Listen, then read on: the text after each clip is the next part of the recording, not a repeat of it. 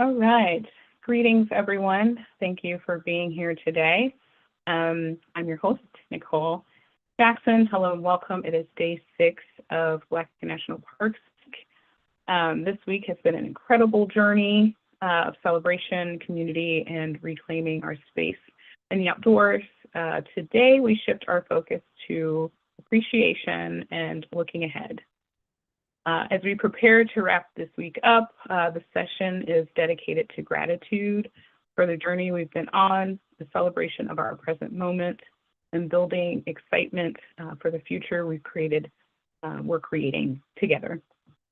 We are truly honored to have a special guest to help us do just that. I would like to introduce, before we bring our guests on, this is Audrey Peterman. She's a really good friend of mine and mentor. At the age of 74, Audrey Peterman is enjoying the peak of life as a result of her love affair with America's National Park System.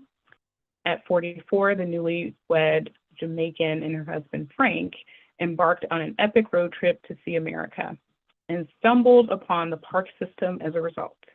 From the top of Cadillac Mountain in Acadia National Park, Maine, to the boiling geysers of Yellowstone in Wyoming, to the Hope Rainforest in Olympic National Park, Washington State.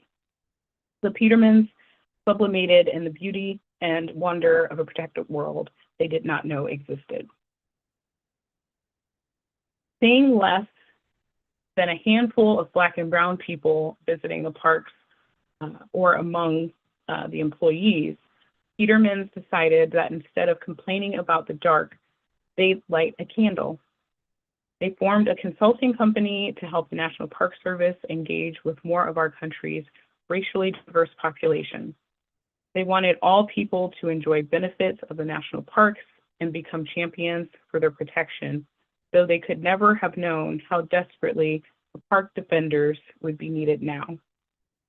Mrs. Peterman and her husband subsequently discovered the parks contain the living history of the contributions of Black Americans to this country.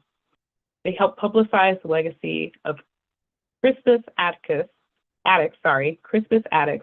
and Boston National Historical Park, Benjamin Benneker, who laid out the boundary stones for the capital city and DC parks, the Buffalo Soldiers and Sequoia and Yosemite National Parks, Harriet Tubman, and the Underground Railroad, and Mary McLeod Bethune Council, among a myriad of others.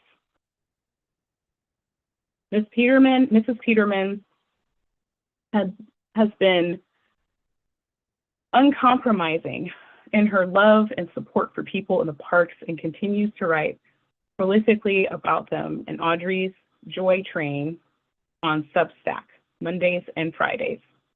In 30 years, she has received a slew of awards, including the National Parks Conservation Association's Centennial Leadership Award in 2022, the National Wildlife Federation's For the People Environmental Justice Award in 2023, and the North American Association for Environmental Education Lifetime Achievement Award in 2024. The parks give me life, exudes Mrs. Peterman. They will do the same for you. And we are truly honored to have Mrs. Audrey Peterman here with us today. So please join me in giving a warm virtual welcome to a true living legacy in the environmental space, an author and powerful advocate for equity in our public lands, the incredible Audrey Peterman. Welcome, Audrey.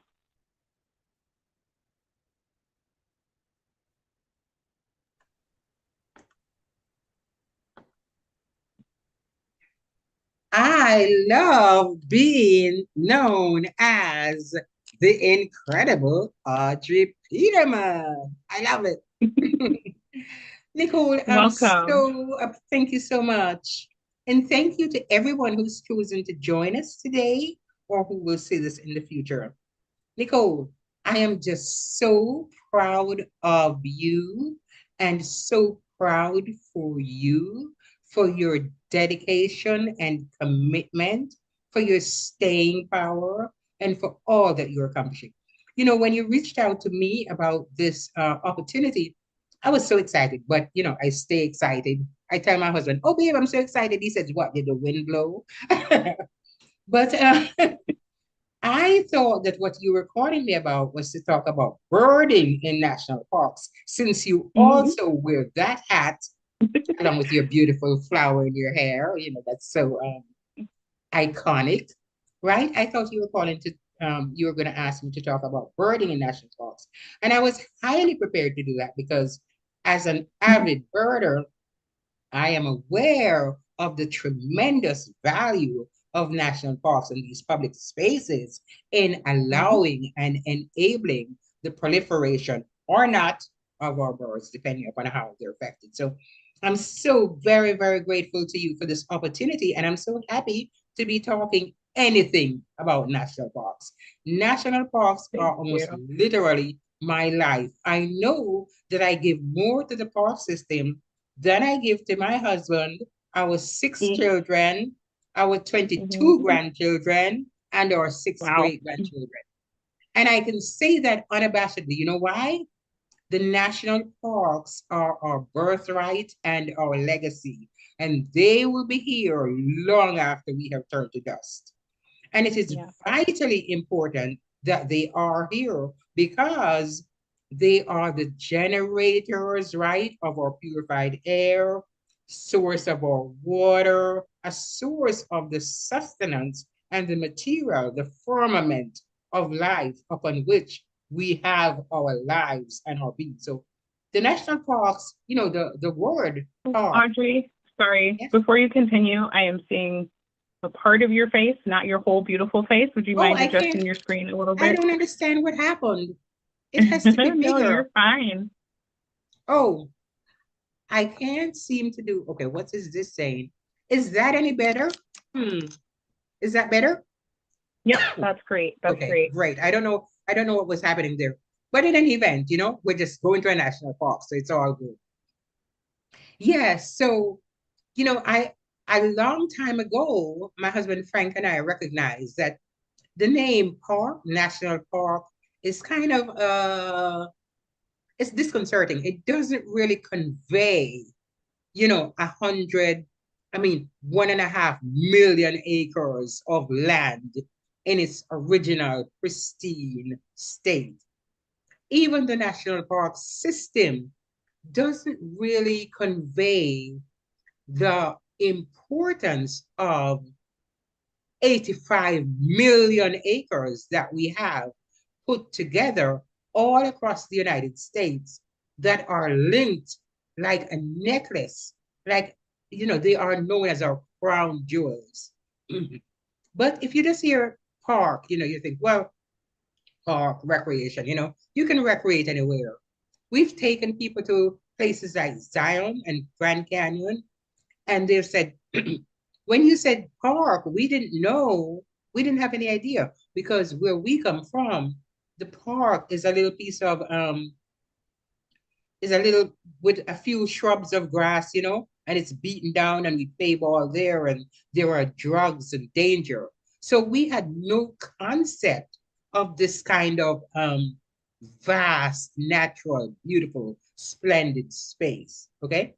So as I've gone off there, because I can't help going off when I start talking about national parks, I just want to give people a little bit of the story that almost exactly 30 years today, I stood in my first national park and I was already 44 years old, right? And I just celebrated my 74th birthday last week, Thursday. I'm so ecstatic, I can't even tell anybody. Because the difference that the national parks has made in my life is such that people say to me, do you ever have a down day? And I'm like, what? No, I don't. I mean, I am biologically wired to be cheerful and carefree. And I feel for people who have challenges with that. And at the same time, it is well known now that the vast acreage and splendor of nature is the kind of thing that can have minimizing, mitigating effect upon people's feelings. So I credit practically my whole life to discovering the national parks at age 44. I'm really very grateful to all the people who participated in Black National Parks Week, right?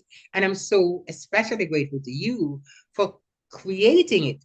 I remember when we first met, I don't even remember where it was, but I do remember that the very next thing was that you became part of the next generation of leaders at the National Parks Conservation Association, right? And how astonishing is it now, Nicole? You see, you were born for this moment. You see the leader that you are today? I know that there are many challenges, but you meet them so courageously and so consistently. And I have nothing but praise and admiration for you. And I want to tell people that all the praise and admiration I'm lavishing upon you is the praise and admiration I lavish upon almost everyone. Why is that? Because in my first experience in a national park, on top of Cadillac Mountain in Acadia National Park, I had a transfiguring experience. I had never before seen so much natural beauty unimpeded, unscarred by the works of man. I had never seen the Atlantic Ocean thundering onto the shores, however many thousand feet below me. I had never seen forests spread out around me in such a way that I felt infinitesimal and yet so vast and connected to everything. I had never known that such beauty existed on earth, much less in my own country. And I had gotten there just by a little drive from Florida. Well, it was, a couple, more than 1,500 miles, I think, but, it was a car drive. So I had an experience that has made me see everything in the world as beautiful and connected to God, the divine, the creator, the evolutionary. It's to me, it's all one. And I try not to point a finger at anyone, knowing that they're four pointing back at me. And it was the national parks that gave me that awareness. So, in the context where you have asked me to talk about what we need to do going forward, I am very happy to say, yes, we have to look back. We have to take note of the moment we're in, and we have to steady ourselves for the challenge we face. But the good news is this: I truly believe all of us who are here and who will engage this were created for just this purpose. And it means that we are highly favored. And imagine this: it's a favor that you can take onto yourself just by learning about the national parks, experiencing them, and then in this, their hour of need, deciding to do some minimal thing like calling a legislator or writing a letter to the editor or taking some other people to the national parks and inculcating in them that same love that you feel. So, just to jump forward, until January 20th of this year, the national parks were considered sacrosanct among the majority of people. I do believe that they still are. But in this unfortunate time, we find that they are the target, the negative target of our government, which seeks not to protect, but to dissolve. In my 30 years of being a volunteer, I was always a volunteer, a consultant, and a volunteer in service to the national parks. There has never been an attempt until this president's last term to take out land out of the national parks. Now, the national parks contain that land that is most beautiful, most ecologically sound, most historically and culturally valuable. And so, as you get to know the parks, we get to find out that the entire history of America is in the national parks, right? From the colonizers arrived, well, from the Native Americans, right? Living peaceably here for thousands of years, right? And maintaining the land. relatively in its natural state to the coming of the colonials and their idea of manifest destiny, removing many of the native people and exterminating them, and as part of that, creating the national parks. However, all of these stories are in the national parks. That's the great triumph of America until now. That although we have done some very heinous things, I don't know if that's how you pronounce that word, but I do mean heinous things, right? We have had the courage to own up to them. And we have put those places where those things happen in the national park system, such as the Japanese internment camps, such as the battlefields where, hundreds of thousands of, African Americans and natives and Hispanic peoples, fought for the liberation, the continued liberation of America, right? And fought, in the Civil War. So we have that historical value of being able to go to the places where history was made and walking literally in the footsteps of our ancestors. And I'm not just talking about, the places where the enslaved people were, although they're an inextricable and vitally important part of the story. My point is, you can find yourself and your history in a, a park, several multiple parks throughout the system. And that's what we have focused on doing. Now, let's come to this context where we are, where the history of our country is being rewritten before our eyes and things are being removed, from our museums. Uh, People are even removing stories from the websites of national parks because they talk about Harriet Tubman, because they talk about legendary Black people who have been instrumental in the development of this country, right? That is happening now. So it is more vital than ever that all of us who care, who are Black, brown, whatever our race and ethnicity, it's really vitally important now that we go and discover those places and go and experience our stories so that we understand the value it brings us. Okay. I don't just get enjoyment from the national parks, although I get a lot of that. But mostly what I get from the history is a sense of bring it. Okay. Because you cannot come to me with any story about how I don't belong because my ancestors laid it down here. And I can take you to the place. I can take you to Kingsley Plantation where that happened. I can take you to Carver, George Washington Carver, Birthplace National Monument, okay, where the enslaved guy was born, Black as a berry, with a high falsetto voice, and yet he managed to transform and save America's southern economy, okay? So we're not talking about small things here. We're talking about vitally important things and the places where these things happened, where you can go and get a sense of pride, a sense of belonging, so that a regime such as we have now cannot destabilize you for a moment. Okay, you will have no insecurities once you learn what our people contributed to the making of America. All righty. But apart from that, you fall in love with yourself when you see the beauty, when you see all that God has made, whether you consider it evolution, you have that strict line of evolution, creation. I don't really care. Nature does not care at all. Okay? It is just there in its enormous beauty and perfection, and it embraces you. Okay? Because I mean, I just feel so much love in the parks and from the parks. And this is now backed up by science. Doctors are actually giving people prescriptions to go take nature walks.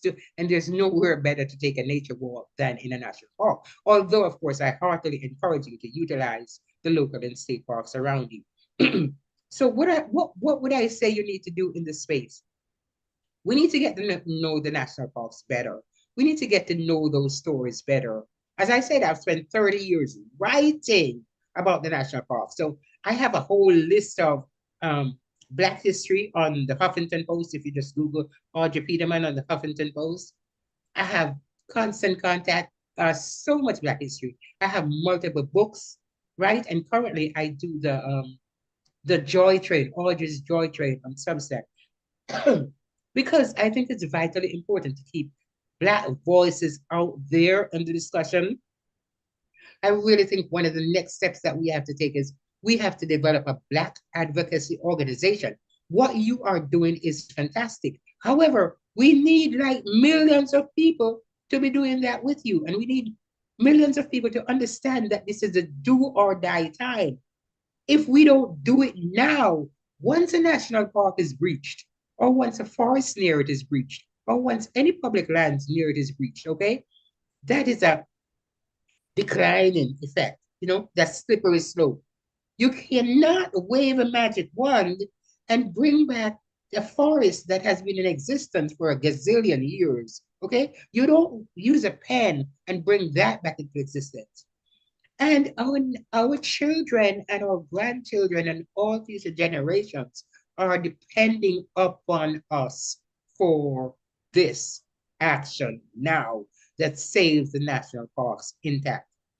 We should even be having this conversation about Blacks in national parks because Blacks, Hispanics, the whole legacy of us are integral to the foundation and to why there are national parks. Okay? But yes, we know we need it.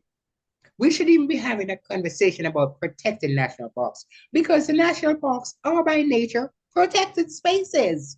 They have had to go through tremendous review before they were, designated by a president of the United States or Congress to become part of the national park system. It's not a magic one that you wield or a personal thing that you do and say, I'm going to make a national park. It's a very, very tedious, extensive process. So given that we shouldn't have to be doing all these things and yet we have to do them, I say there must be somebody out there who can ally with you and who you can collaborate with because you know so much of the ins and outs of the workings of the national parks and the advocacy organizations. So one of the things I think we should do, one of the urgent things, is to create that voice, to create that concerted voice so that we can see that while many entities have tried to keep us in a low profile, to say, oh, those people are not really interested, those people don't really have anything to contribute. We know how much our ancestors contribute. We know how much we're contributing now, and we know how great that need is to keep contributing for the benefit of those who will come behind us, right? So number one, we have to get an organization going that will stand for the Black voice in America in this national parks discussion.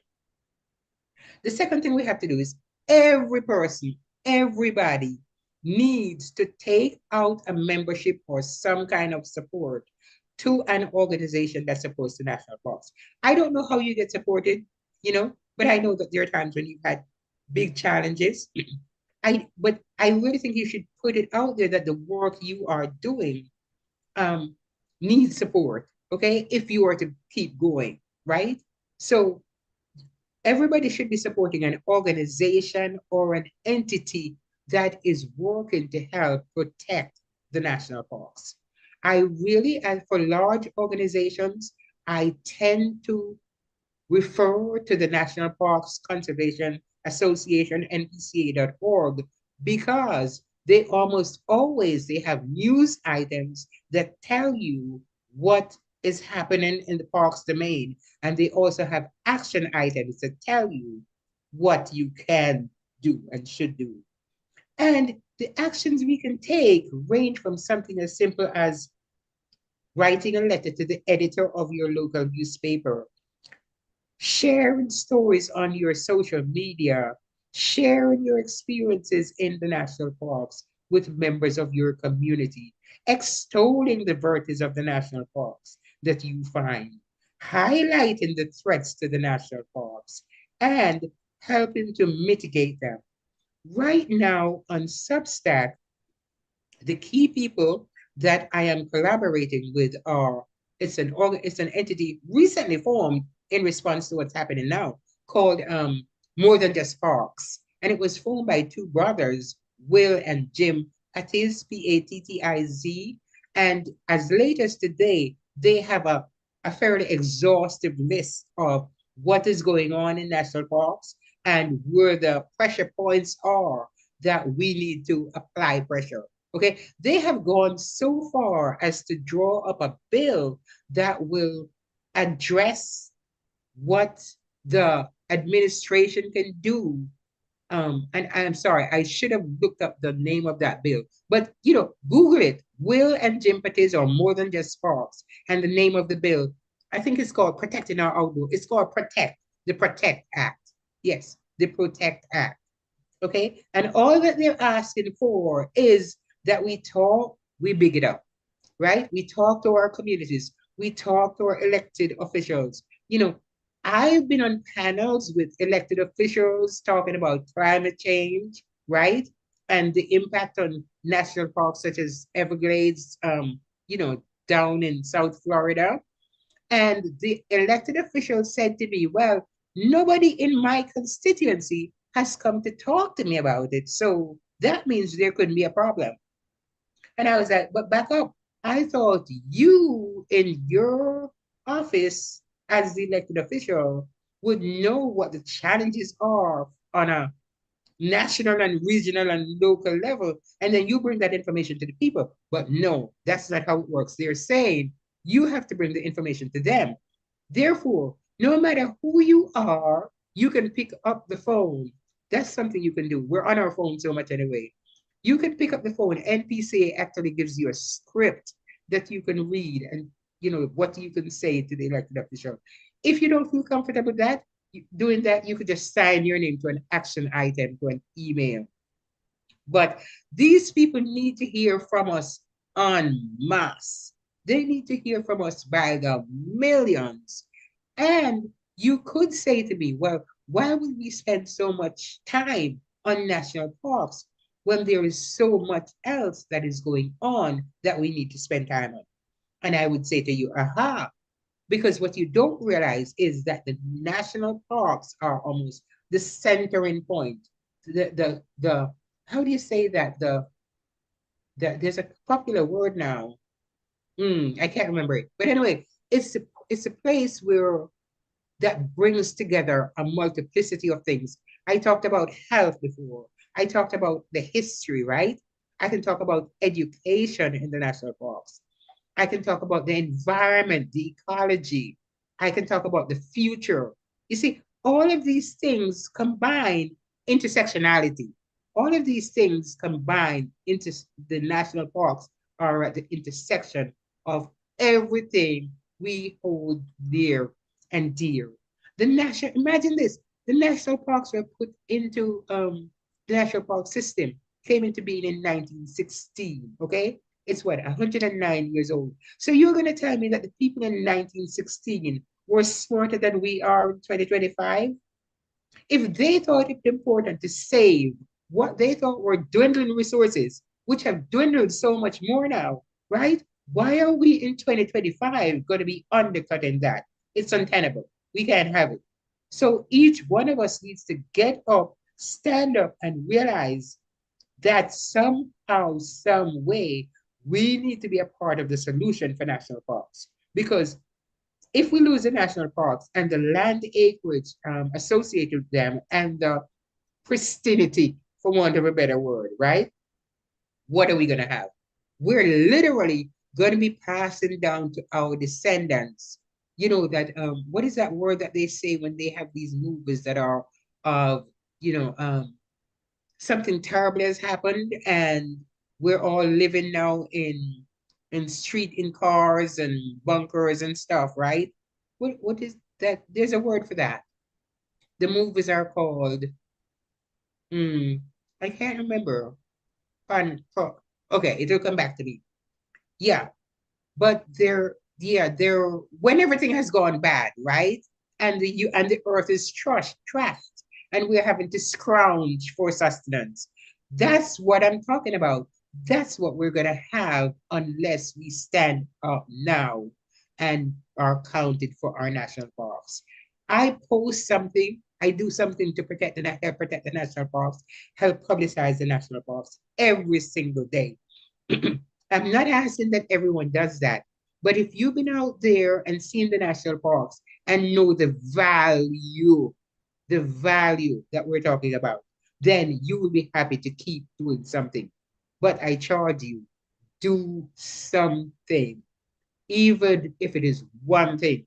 But you should be able to write down on the ledger when your grandchildren look at you in the future and say, what did you do? Post-apocalyptic movies. That's what I'm talking about. The post-apocalyptic movies that they show us, how people are living, you know, we don't want that. And that's where we're headed. Okay. So to prevent that, each one of us needs to be standing up and doing something, um, to help protect our national parks from the regime that we're currently in. And I say, you can keep abreast of what is happening every Monday and Friday on the Joy Train. There's actually a part of it that's free, and I try to put the issues right up front. So I encourage you to take a look at that, and I encourage you just to search for more information. It's all over the internet about our public land system and what they have to offer. And I can tell you the most important thing of all is you will never be bored. You can never be bored once you get bitten by the national parks bug. You can never be bored. And you will never wonder why. What is my purpose? What am I here to do? No, there's so much to do. Let's get on it. Thank you, Nicole.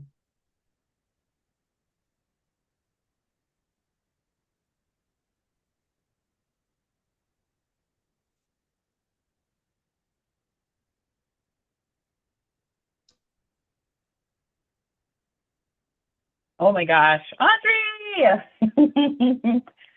That was beautiful. I am so encouraged. I am so inspired from hearing your words, and you got me thinking about all these things now. My connection to national parks is just through my own experience. You can hear me okay, right? Yes, of course. Yes, I can. Um, through my visit to Cuyahoga Valley National Park, which is actually have Yes, my Cuyahoga Valley shirt on. I love it. And thinking about the wonder that I experienced, the awe that I experienced when I first visited Cuyahoga Valley National Park for a field trip in elementary school. And even then, I was just like, oh, this is a whole world that I never knew existed. And it's beautiful Exactly. and it's amazing. And I want to see more of it. But most importantly, I love that you mentioned in your bio the national park sites that people aren't as familiar with, but very much tied to the history of the contributions of Black people. So like the Harriet Tubman park site, Mary McLeod Bethune, Dr. Martin Luther King, even Pullman Porter's, the Pullman National Historical Park in Chicago. I realized that there were so many more hundreds of parks that focus on the history and the culture of Black people and their leadership and their persistence and their perseverance is a part of that fabric of the national park system. And that is even more beautiful. So we talk so much about, visiting national parks and the mountains and the trails and the rivers and, the beauty, the landscape beauty. But I feel like the extra beauty in addition to that is the people, the community building. And so I encourage, in addition to what Audrey was saying, please visit any of the 430 plus national park sites that we have that really amplify and highlight the culture of those places, the history of those places, and why they're important from those lenses. And I still have a lot to learn, but again, just knowing you since before, I think 2018, is when we connected, and even more so through the cohort with the National Parks Conservation Association. I was very discouraged. I did not feel like I had a voice before applying to that, be a part of that cohort.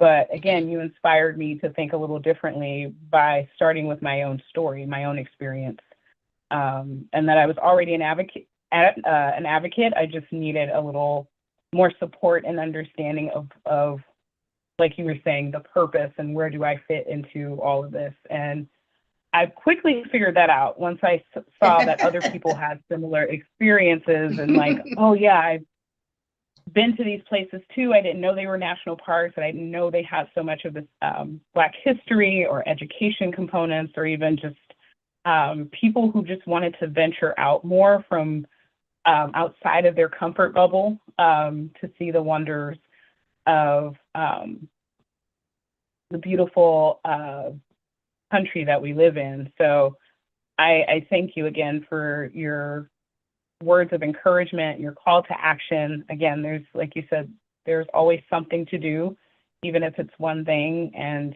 that is so key. No matter how small, no matter how big, like, we can do something. So put in that effort, even if it's just starting with you making a plan to visit a national park nearby. That is part of the work.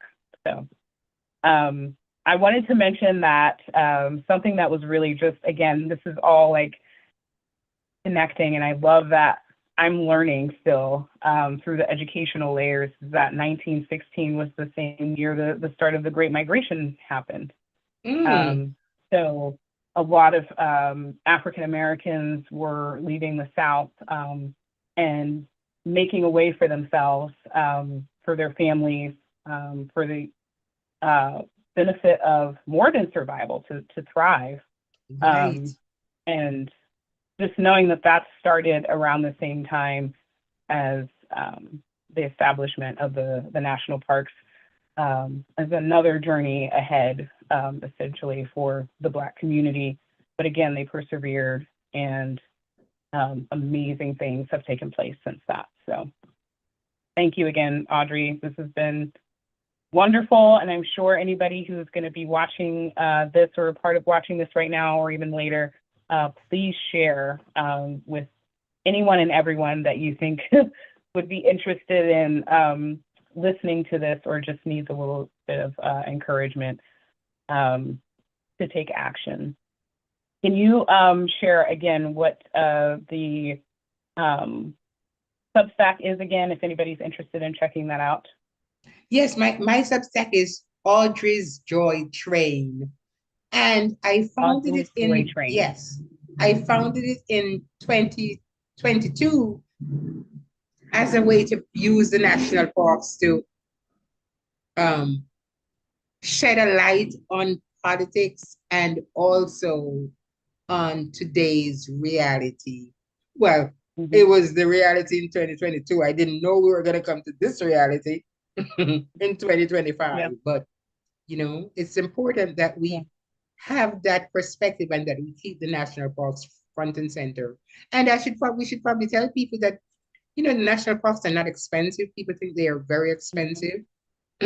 And there's a lot of them in urban areas too. So that's why I right, was highlighting beyond the 63 that we usually reference. A right, lot of them are in urban areas, and I think it's about 80% of the occupied national park sites are near or in a metropolitan area. right. And so people can go to NPS National Park Service, nps.gov, and there's sections with African American history. Well, I haven't looked lately, maybe it's not there, but you can always Google for African American focused national parks. And I can tell you, I have traced them from Dry Tortugas National Park at the mouth of the Caribbean Sea and the Gulf of Mexico and the Atlantic, all the way to Mount Denali in Alaska. We've traced them and been there and done that. So there's Mm-hmm. so much. I mean, and these parks is so much adventure. People watch movies for adventure. The real movies happening right around you. The real adventure ride. Mm-hmm. Mm-hmm. And you're Yeah, missing it. the Black Panther movie was some of it was filmed at the National Park site of the Dr. Martin Luther King. Oh yeah, great, excellent. So there's definitely the pop culture and the historical layers connected with places, and I would say, again, another form of educating yourself. Yes. So a visit, I think, really amplifies the information that we don't necessarily get, in a classroom. Nature is our classroom. These places that we visit are our classroom. It's part of the community. It's part of the fabric. And we're creating, our own individual legacies. And by sharing our stories, by creating our own experiences, by planning, trips and gatherings, we're adding ourselves into that history. And also, so well put, Nicole. And also, we can't overlook, I guess I really should mention that some people will have fear now about going to a national park, Actually, people had fear before, particularly people from the Hispanic community who felt that Yeah. park rangers look like. And now there's, ice, right? So I do believe that we cannot allow ourselves to be intimidated by the negatives. We Mm. have to find our core, our strength, and we're not going to be stupid. We don't have to go into the wilderness by ourselves. But certainly, if we want to go, nothing should prevent us, okay? It should not be FEAR that prevents us, okay? I'm going to go Mhm. anywhere in my country that I want to go because I pay taxes up in here. And this belongs to me Right. as much as anybody, okay? So don't let anybody suppress you, okay? Yeah. the the world is ours, and if we don't think and believe that the world is ours, then our world is going to become less and less and less, because there are Yeah. those people who will try to put that over on us. We have to just know that, Yeah. don't come here with that. Hmm. And by coming together, we have more power and strength. So, Exactly. So yes, beautiful, babe. I yes. love you. I love you too, Audrey. Thank you so much again for being a part of Black and National Parks Week with me. This is day 6. Tomorrow is the last day. So I'm encouraging, because we have the holiday weekend with Labor Day ahead of us. And I believe Labor Day is one of the fee-free days, correct, for national parks? It should be. I haven't checked.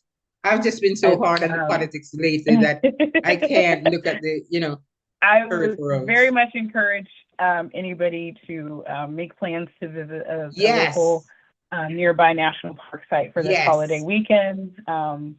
What time better than now? So thank you again, Audrey. I appreciate you again so much. I'm hoping we can link up at some point and do a national park visit together. I would be so grateful I love you so to much, spend babe. time I with look you. forward. Yes, yes. Before I wrap up, I just want to mention that I want to say a few thank yous again to anybody that's been tuning in and Yes. participating in Black National Parks Week. Thank you so much. I am so grateful for your support and championing of this work that I'm doing. I still can't believe it's been 5 years since I've done this. But I have had a lot of support behind the scenes, but even just with myself, a lot of thoughts of just, frustrating thoughts of like, should I be doing this? It's a lot. I'm exhausted, but if not me, then who else, So That's the I have to push question. forward. We should all ask ourselves that question. If not me, then who? That's what we Then asked who? ourselves, Yeah. and that's how why we started. Good on you, Yeah. Nicole. Bless you. So again, this isn't just a conclusion. The remarks that Audrey shared with us, it's a continuation of reflecting and doing. Again, call to action. It's a launch pad for the year to come. I just want to remind everyone to take some time for yourself with family, with friends, however that looks, to really appreciate these places that we have, because whatever is happening right now, I feel like if we let things falter, if we let the cracks continue to get bigger, we might not have parks to be able to go to. We might not have an outside to go to. So we really have to just start now. Start now. Do something. like you said, the ideas, suggestions that you shared, Audrey, is so important, and we have to keep fighting. We have to keep fighting. So a call to action for you on how to continue to build a more inclusive and equitable outdoor future. So come celebrate how far we've come, and let's get energized for the path ahead. Stay tuned for how you can make a difference. So I will be sharing tomorrow some kind of summary of the things I have planned for the rest of the year and for 2026. And I will need a lot of support from people who are continuing to encourage me and support me to move forward with those efforts. So be on the lookout for that. And tomorrow is a weekend. So again, get outside, enjoy, find time to be in the outdoors and immerse yourself in the national park sites. And I think that's everything. So with that, I bid everybody a farewell and enjoy the rest of your Friday. And again, thank you, Audrey. I love you so, so much. I love Thank you so you. much, darling. Bless you. Thank you. Take care. Enjoy Thank tomorrow. you. All right, babe. Thank Love you. you. Bye.